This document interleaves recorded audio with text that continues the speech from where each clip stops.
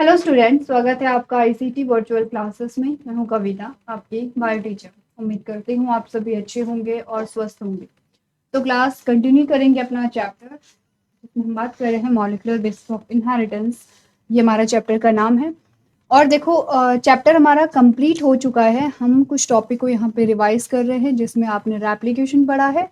हमारा जो current topic है वो यहाँ पे ट्रांसक्रिप्शन है। ठीक है,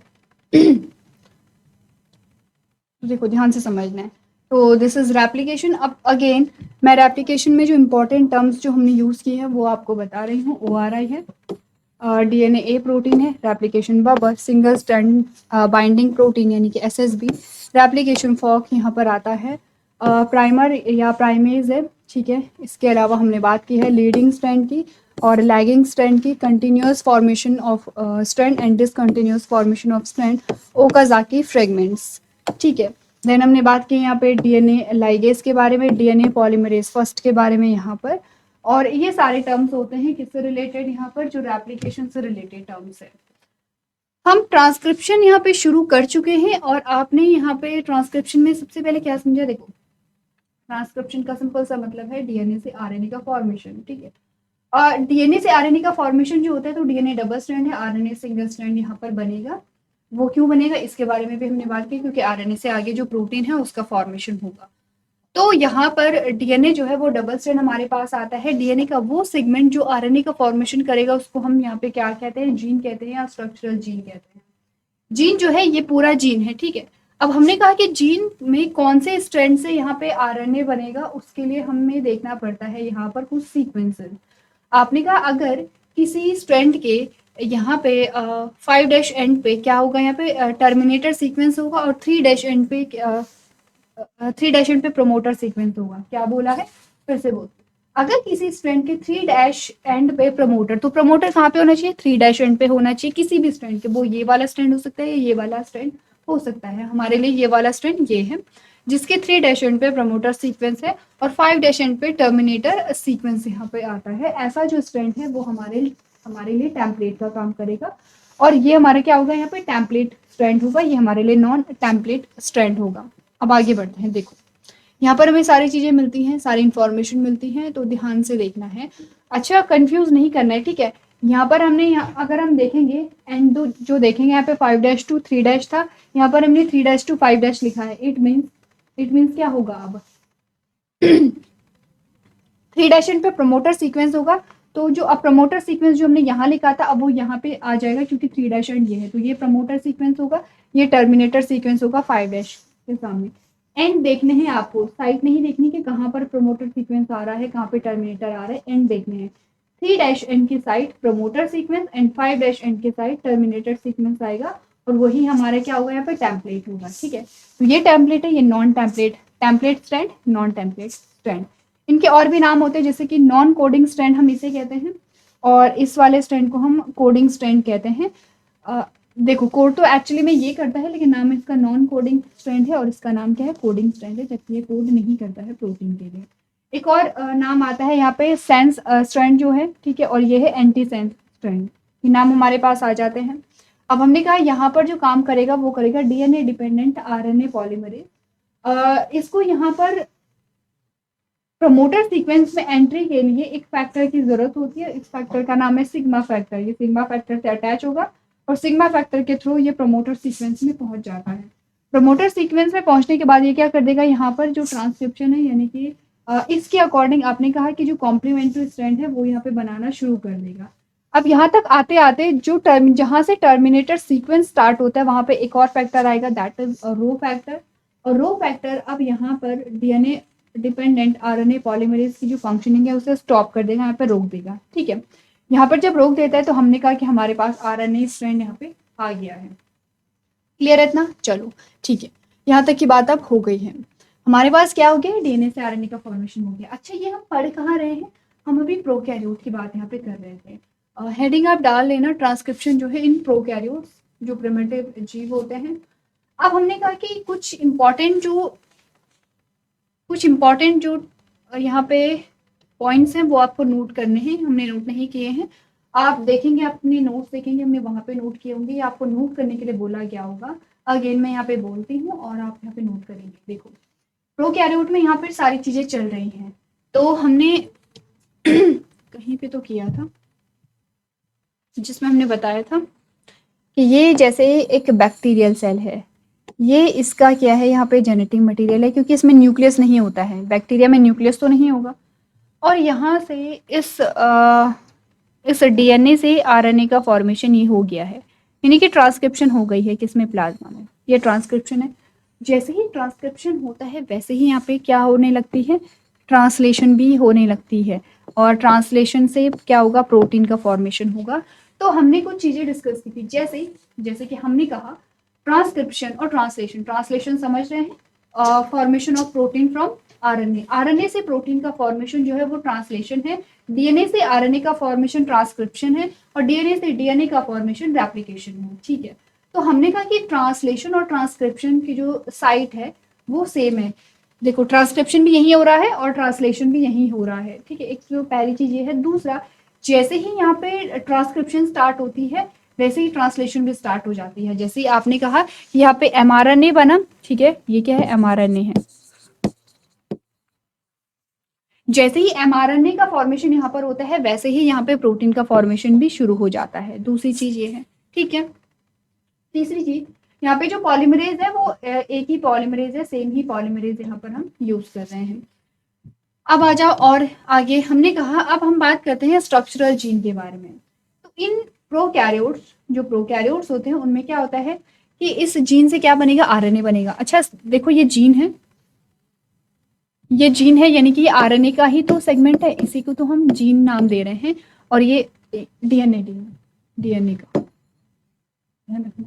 जीन क्या है, ये डीएनए का सेगमेंट है। ठीक है, ये डीएनए का सेगमेंट है। इस जीन से क्या बना है, आरएनए यहाँ पर बना है।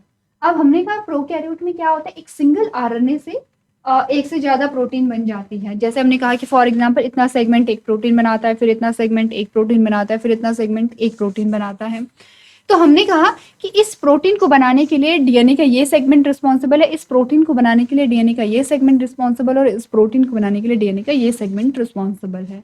ठीक है, जीन या डीएनए कंफ्यूज नहीं करना है, जीन ही होगा। देखो आरएनए का फॉर्मेशन जीन से ही होता है। ठीक है, ये सेगमेंट ऑफ जो डीएनए हमारा आता है उसको हम जीन कहेंगे। तो अगर मैं डीएनए कहीं पे बोल रही हूँ और कहीं पे मैं जीन बोल रही हूँ तो कंफ्यूज नहीं करना है, इसीलिए मैंने दोनों चीजें यहाँ पे लिखी हुई हैं। तो मैंने कहा कि जीन का डीएनए और जीन मिक्स हो गया है। मैंने कहा कि जो जीन का जो सेगमेंट है जो एक प्रोटीन बनाएगा उसको मैं सिस्टोन कहूंगी। ये फिर सेम है, ये दूसरा सिस्टोन है, ये तीसरा सिस्टोन है यहाँ पे, यानी कि इस जीन पे बहुत सारे सिस्टोन होंगे। सिस्टोन का मतलब है कि वो सेगमेंट जिससे प्रोटीन बनेगा। तो हमने कहा कि जो प्रोकैरियोट के जो जीन होते हैं वो पॉलीसिस्टोनिक जीन होते हैं, इनके बहुत सारे सिस्टोन वहाँ पे पाए जाते हैं। और हमने कहा कि देखो इस जीन से जो आरएनए बनेगा वो सिंगल आरएनए ही बनेगा। ऐसा नहीं कि आरएनए यहाँ पे अलग अलग है, ऐसा नहीं कि हम इसको एक आरएनए, दूसरा आरएनए, तीसरा आरएनए कहेंगे। आरएनए तो एक ही है, लेकिन आरएनए के अलग अलग सेगमेंट से अलग अलग प्रोटीन यहाँ पे बन रही है। ये बात होती है प्रोकैरियोट्स के बारे में। अब हमें बात करनी है यूकैरियोट्स के बारे में। तो उसके लिए यहाँ तक की जो बात है एक बार आप लोग अच्छे से रिवाइज कर लेंगे, कहीं पे कोई डाउट है तो आप लोग पूछ सकते हैं।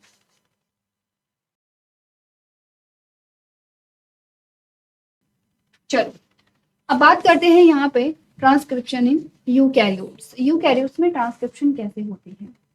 देखो कुछ चीजें तो सेम होंगी, जो मैं जल्दी से कर लेती हूँ, आप एक बार रिवाइज कर लेंगे। सेम होंगी, जैसे कि ये हमारा स्ट्रक्चरल जीन होगा, ये हमारा स्ट्रक्चरल जीन है ये। ठीक है,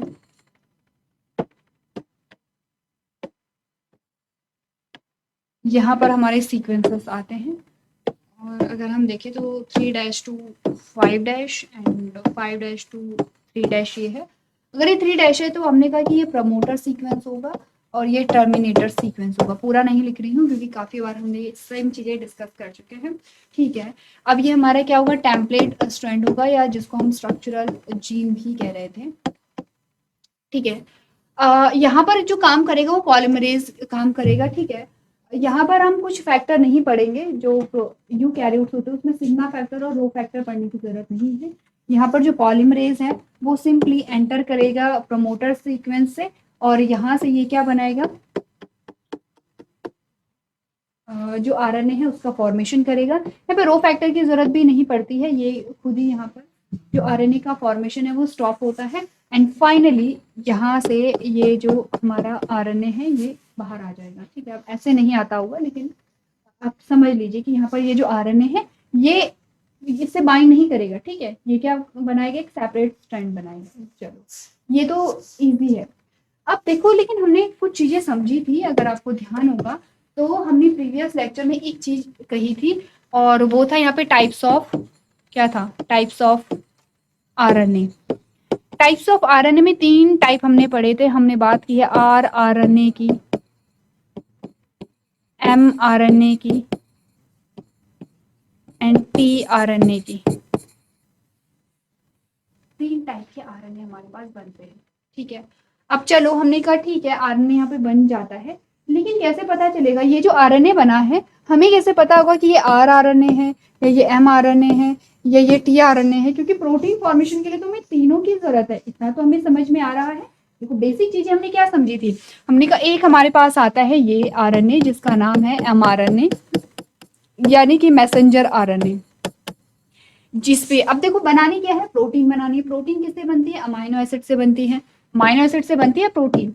अच्छा एक ही प्रोटीन तो नहीं बनानी, अलग अलग डिफरेंट काइंड्स ऑफ प्रोटीन हम बनाएंगे, हम यानी कि हमारा जो जेनेटिक मटेरियल है वो बनाएगा। और वो क्या होगा, on the basis of need, जिस टाइप की नीड होगी, जिस यहाँ पे पार्ट में जिस ऑर्गन में जो प्रोटीन बनानी होगी वो बनेगी। और हर एक प्रोटीन अलग होती है और इसीलिए हर अमाइनो एसिड का सीक्वेंस अलग अलग होगा। ठीक है, तो हमने कहा जिस प्रोटीन को हमें बनाना है उसके लिए जो सीक्वेंस प्रोवाइड करता है वो एमआरएनए करता है, इसीलिए इसको मैसेंजर आरएनए कहते हैं। ये मैसेज प्रोवाइड करेगा जो कि बताएगा सीक्वेंस को कि कौन कौन से सीक्वेंस हमें चाहिए यहाँ पर अमाइनो एसिड के। ठीक है, ये तो एमआरएनए का काम है। टीआरएनए क्या करता है, यहाँ पर इनको रीड करेगा। टीआरएनए का काम है यहाँ पे रीड करना, इन सीक्वेंस को क्या करना, रीड करना। जब ये इसको रीड करेगा तो साइटोप्लाज्म में अमाइनो एसिड होंगे, वो साइटोप्लाज्म से अमाइनो एसिड को लेकर के आएगा और यहाँ पे अरेंज कर देगा अकॉर्डिंग टू सीक्वेंस। कौन, टीआरएनए। ठीक है, ट्रांसपोर्ट आरएनए जिसको हम यहाँ पे कहेंगे, ट्रांसपोर्टेशन का काम होगा इसका। नेक्स्ट हमारे पास आता है आर आरएनए जिसको हम राइबोसोमल आरएनए भी कहते हैं और ये कुछ ऐसी यूनिट होती हैं। ये पहले इनको बनाते हैं।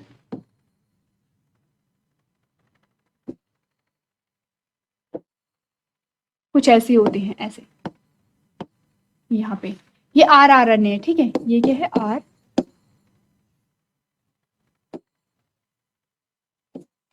आरएनए। ठीक है, ये राइबोसोम्स है। आर आरएनए इनके अंदर होते हैं, राइबोसोम्स के अंदर होते हैं ऐसे। इनका काम क्या होगा, यहाँ पर ये जो अमाइनो एसिड्स यहाँ पर लगे हुए हैं ये इनके बीच में bond banana and at last हमारे पास जो प्रोटीन बनेगी वो कुछ ऐसे बनेगी।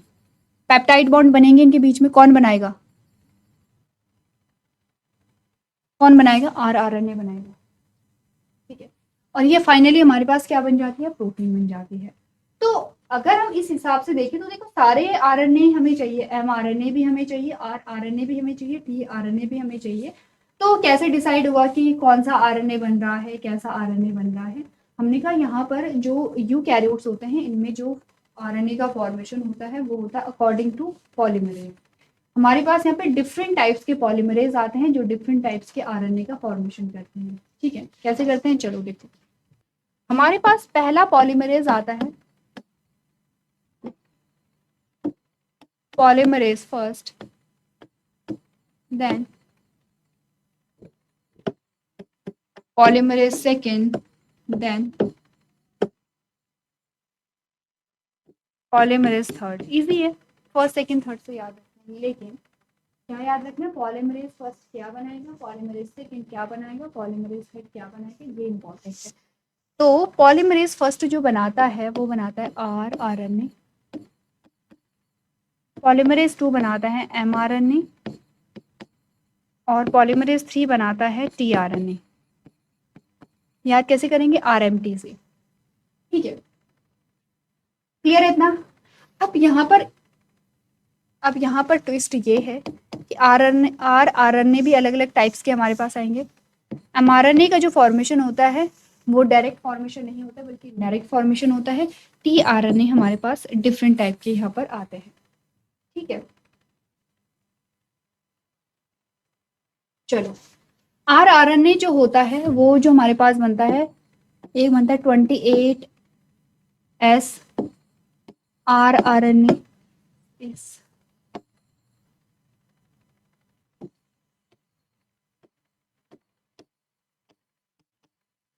ठीक है, 18S RNA and 5.8S RNA.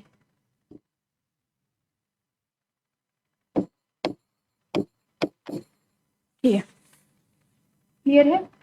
MRNA जो बनता है वो डायरेक्ट आरएनए नहीं बनता है, डायरेक्ट एमआरएनए नहीं बनेगा, पहले बनेगा एचएनआरएनए, देन बनता है एमआरएनए। ठीक है, ये बनता है एसएन टीआरएनए। ये हमारे कुछ आरएनए आते हैं और इनके यहाँ पे क्या आएंगे, टाइप्स आएंगे। चलो यहाँ पर एक और आरएनए आएगा एसआर आरएनए। ठीक है, ये भी आप नोट कर लेंगे, एसआर आरएनए। चलो अब डिस्कस करते हैं यहाँ पर ये टीआरएनए। ठीक है, अब ये चीजें क्लियर है। देखो अब ये समझना जरूरी है, पॉलीमरेज फर्स्ट से क्या बन रहा है, सेकंड से क्या बन रहा है, थर्ड से क्या बन रहा है। आरएनए 3 टाइप्स के होते हैं, 28S RNA, 18S RNA, 5.8S RNA. ठीक है, पॉलीमरेज सेकंड से बनता है एमआरएनए, जो कि पहले क्या बनेगा, एचएनआरएनए बनेगा, एचएनआरएनए से एमआरएनए बनता है। पॉलीमरेज थर्ड से बनेगा टीआरआरएनए, जो 2 टाइप का होता है, एसएनआरएनए और एसआरआरएनए।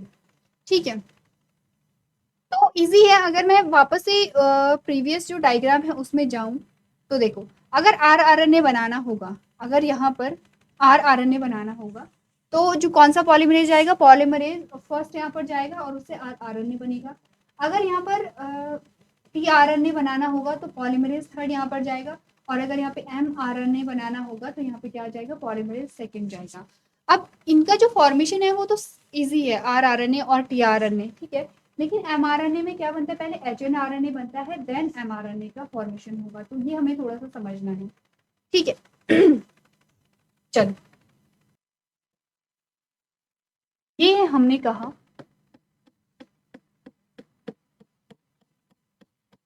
वो जीन। ठीक है, ये वो जीन है, डीएनए या जीन है, और इससे किसका फॉर्मेशन हुआ है, यहाँ पर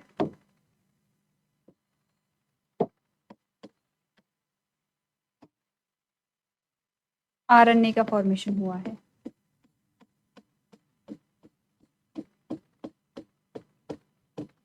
ठीक है, अब ये आरएनए कौन सा है, एचएनआरएनए है। ठीक है, एचआरएनए में क्या होता है कि आप देखो, इस आरएनए से क्या बनेगी, प्रोटीन बनेगी। ठीक है, लेकिन एचएनआरएनए में पूरा जो यहाँ पर आरएनए होता है वो फंक्शनल नहीं होगा, कुछ पार्ट प्रोटीन बनाएगा लेकिन कुछ नहीं बनाएगा, कुछ प्रोटीन बनाएगा कुछ नहीं बनाएगा, और इसके बेसिस पे हमने यहाँ पर इसके 2 पार्ट्स देखे हैं। देखो फॉर एग्जाम्पल, ये जो पोर्शन है यहाँ पर, ये क्या बनाता है, इससे प्रोटीन बनेगा, फिर बीच में प्रोटीन नहीं बनेगा, फिर इस पार्ट से प्रोटीन बनेगा, फिर बीच में प्रोटीन नहीं बनेगा, फिर इस पार्ट से प्रोटीन बनेगा। ठीक है, क्लियर है। जिस पार्ट से प्रोटीन नहीं बनता है वो ये है, उसको हम कैसे दिखाते हैं, येलो में दिखा देते हैं, उसको हम येलो में दिखा देते हैं। अब मैं यहाँ पे दिखा देती हूँ कि इससे आगे चल करके क्या बन रहा है, यहाँ पे प्रोटीन का फॉर्मेशन होगा, इससे आगे चल करके प्रोटीन का फॉर्मेशन होगा, और इससे आगे चल करके प्रोटीन का फॉर्मेशन होगा। ठीक है, यहाँ पे प्रोटीन का फॉर्मेशन इनसे होता है, लेकिन बीच में ये जो सेगमेंट हमारे पास आते हैं इनसे प्रोटीन का फॉर्मेशन नहीं होगा। तो देखो जो प्रोटीन बनेगी वो डिसकॉन्टिन्यूस बनेगी, हमें तो प्रोटीन पूरी प्रोटीन चाहिए, तो अगर ऐसे प्रोटीन बनी तो आधी प्रोटीन यहाँ बनेगी, फिर आधी यहाँ बनेगी, फिर आधी यहाँ बनेगी, तो पूरी प्रोटीन नहीं बन पाएगी। हमने कहा था कि जो यूकैरियोट्स होते हैं, ठीक है, उनमें जो आरएनए से जो प्रोटीन बनेगी वो सिंगल प्रोटीन बनती है, यानी कि हमें सिंगल प्रोटीन चाहिए, हमें अलग अलग प्रोटीन नहीं चाहिए। तो इसके लिए अब क्या करना पड़ेगा, हमने कहा यहाँ पे कुछ प्रोसेस आएंगी और एचएनआरएनए फाइनली एमआरएनए में यहाँ पे कन्वर्ट होता है। तो देखो, जिस सेगमेंट से, जिस पोर्शन से प्रोटीन बनता है उसको हम क्या कहते हैं, एक्सॉन कहते हैं, और जिससे नहीं बनता है उसे हम इंट्रॉन कहते हैं। तो ये सेगमेंट हमारे पास क्या आ गए हैं, एक्सॉन, ये एक्सॉन है, ये एक्सॉन है, ये एक्सॉन है। इसके अलावा जिनसे प्रोटीन नहीं बन रही है इनको हम क्या कहते हैं, इंट्रॉन, इनको हम क्या कहेंगे, इंट्रॉन। तो दो सेगमेंट समझो, एक्सॉन एंड इंट्रॉन। अब करना क्या, सिंपल प्रोसेस है कि इंट्रॉन को हटाना है और एक्सॉन को आपस में जोड़ देना है, ये प्रोसेस हमें करनी है। और इसके लिए हमारे पास कुछ स्टेप्स आते हैं, जिसमें कैपिंग आती है, टेलिंग आती है एंड स्लाइसिंग आती है। तीन हमारे पास स्टेप्स आते हैं।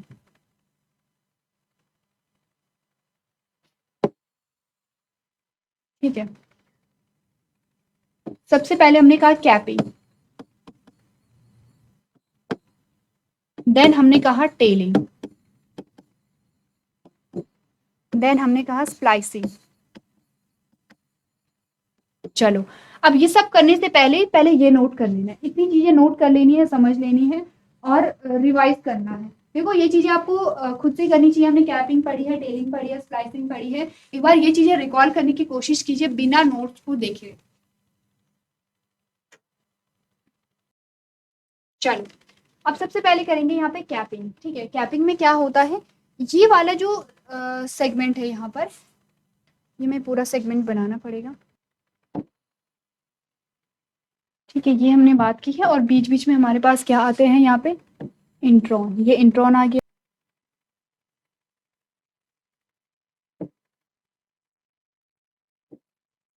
ये एक्सॉन, ये इंट्रॉन हमारे पास आ गए हैं, ये एक्सॉन है, ये एक्सॉन है एंड ये एक्सॉन है। But we need some space. अच्छा, मैं नॉर्मल पेन से करूं ताकि हमारे पास स्पेस।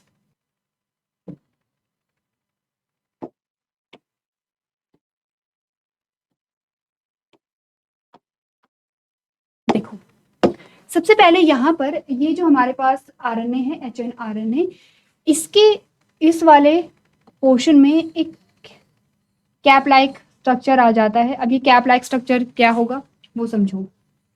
यहाँ पे देखो, पेंटो शुगर है, सबसे पहले क्या है, पेंटो शुगर है, ये पेंटो शुगर है। पेंटो शुगर से क्या जुड़ जाता है, यहाँ पे ग्वानिन जुड़ गया है। ठीक है, यहाँ से एक फॉस्फेट जुड़ा, फिर इसे दूसरा फॉस्फेट जुड़ा, फिर इसे तीसरा फॉस्फेट जुड़ा, ये जुड़ जाता है। इस ग्वानिन से यहाँ पर मेथाइल ग्रुप जो है वो जुड़ जाता है। इस स्ट्रक्चर को हम क्या कहेंगे, इसको हम कहेंगे मेथाइल ग्वानोसिन ट्राइफॉस्फेट। सबसे पहले ये देखो, क्या इस स्ट्रक्चर को हम यही कहेंगे, आप केमिस्ट्री में पढ़ते होंगे, यहाँ पर नेमिंग आपने पढ़ी होंगी, क्या ये जो स्ट्रक्चर का नाम है सही है। ठीक है, वहीं सेम एक और स्ट्रक्चर हम पढ़ते हैं यहाँ पर देख लेते हैं। ये स्ट्रक्चर है, ये एडेनिन है, यहाँ पे ये फॉस्फेट ग्रुप है,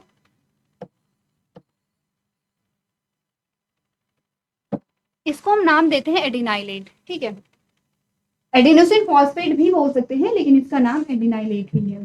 पहले ये दो स्ट्रक्चर नोट करने हैं और ये आपसे पूछे जा सकते हैं, तो नाम के साथ साथ हमें स्ट्रक्चर का पता भी होना चाहिए। Methyl guanosine triphosphate and adenylate. ठीक है, नोट कर लिया, आगे बढ़े। ठीक है, ये ग्वानोसिन है और ये फॉस्फेट ट्राइफॉस्फेट है। स्पेलिंग क्लियर है।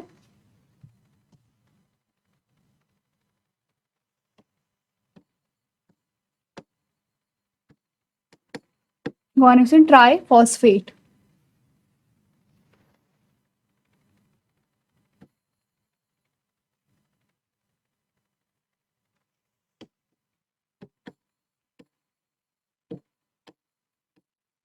चलो स्पेलिंग सेम है, अब विजिबल है यहाँ पे, ठीक है। आगे बढ़ते हैं। अब देखो कैपिंग का मतलब क्या होता है कि कैप जो है जब मिथाइल गुआनोसिन ट्राइफॉस्फेट आगे लग जाता है किसके, HNRNA के, इसको हम कहेंगे कैपिंग। तो कैपिंग में ये हमारे पास क्या आया है, यहाँ पर हम लेबलिंग कर लें तो ये हमारे पास आया है मिथाइल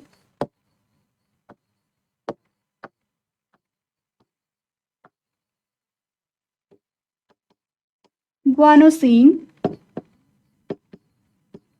ट्राइफॉस्फेट, ठीक है। ये तो है कैपिंग। नाउ अब हम क्या करेंगे, टेलिंग करेंगे।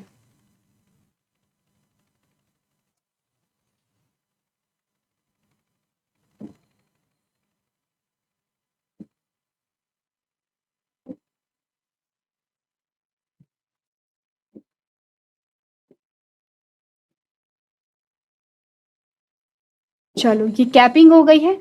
अब हम यहाँ पर क्या करते हैं, टेलिंग करते हैं। यहाँ पर एक टेल जुड़ जाती है। एक्चुअली में टेल में क्या जुड़ी है, यहाँ पे एडिनाइलेट यहाँ पर ऐड होता है, तो लिख ले ये क्या हमारे पास आया है,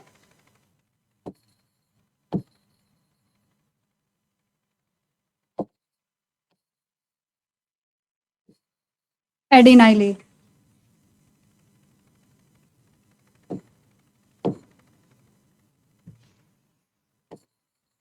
ठीक है। इसको हम क्या कहेंगे, टेलिंग कहेंगे। अब आता है स्प्लाइसिंग जो कि इंपॉर्टेंट है।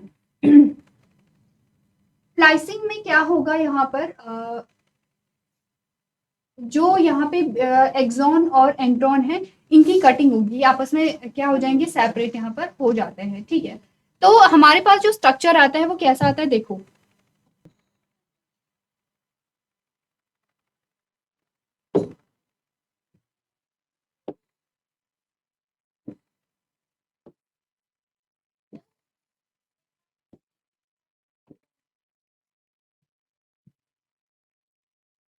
जो यहाँ पर एंट्रॉन है ये कुछ ऐसे हो जाते हैं, ऐसे, ठीक है।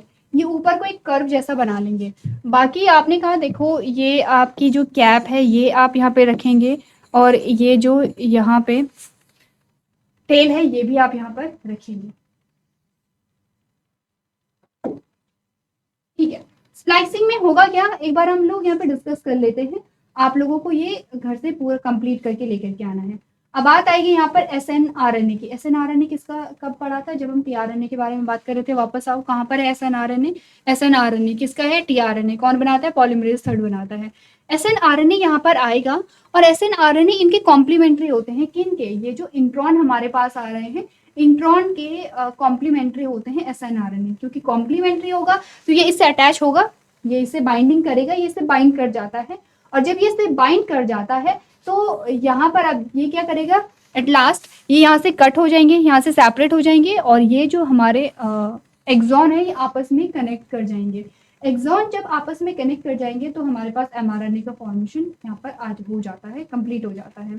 तो ये कंप्लीट जो टॉपिक है आप लोग एक बार घर से पढ़ के लेकर के आएंगे, नेक्स्ट लेक्चर में हम इसे कंप्लीट कर देंगे, और साथ ही साथ हम ट्रांसलेशन भी शुरू कर देंगे। तो थोड़ा सा जल्दी चलेंगे, क्योंकि देखो ये सारी चीज़ें पहले भी हमने डिस्कस की हैं, नई हमारे लिए नहीं है, तो थोड़ा सा आप लोग घर से रिवाइज करके लेके आएंगे। तो चलिए आज के सेशन में हम इतना ही करेंगे। अभी तक क्लास में बने रहने के लिए आपका धन्यवाद।